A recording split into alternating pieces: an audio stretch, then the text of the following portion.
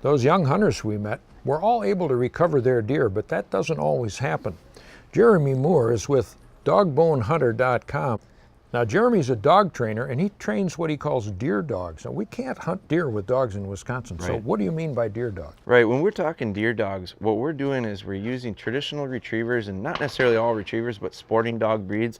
And we're using them to help us out with our whitetail hunting. We use them for shed hunting in the spring, and we'll use them in the fall for what we call game recovery. Now, what kind of dogs are these? They look like labs. They're English labs or British labs, a little bit smaller dog, but it's my personal preference. I like their temperament, their disposition, and the natural traits that they have really are conducive to what we're doing with them, retrieving shed antlers, tracking deer. I know guys who do this with shepherds, beagles, spaniels, pointing dogs, certainly don't have to have labs. The thing about labs is, again, it's preference. It's my personal preference. It fits my training style. What we do is we go about it and we try to simplify it.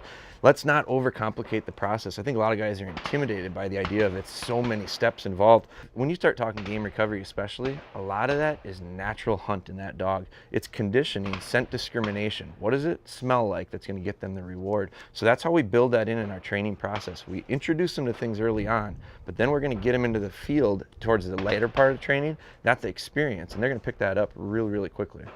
Now, you had a successful hunt with your son just a couple weeks ago during the youth hunt, Yeah, right? we did. Yeah, Mason was able to shoot, he's 11 years old, he was able to shoot actually a second buck. And we've got a pup here, this Simmer, is actually, we put her on that track. It was her first recovery. Great example of an opportunity where it was a gun hunt. So what we had was we had a real simple track. It was about a 40-yard track and the deer expired right away.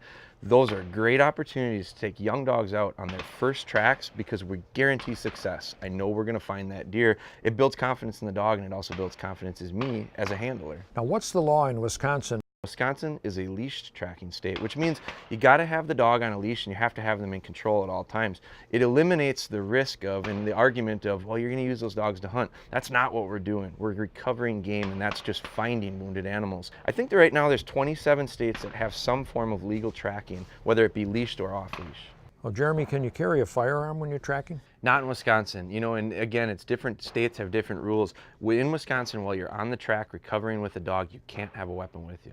We try to use our website and our social media, but we use it as an informational thing. So we try to put a lot of training tips, we try to put a lot of training resources. So we really use our website and our social media as a training asset for people to check out. It's a conservation tool, and that's what we really want to drive home.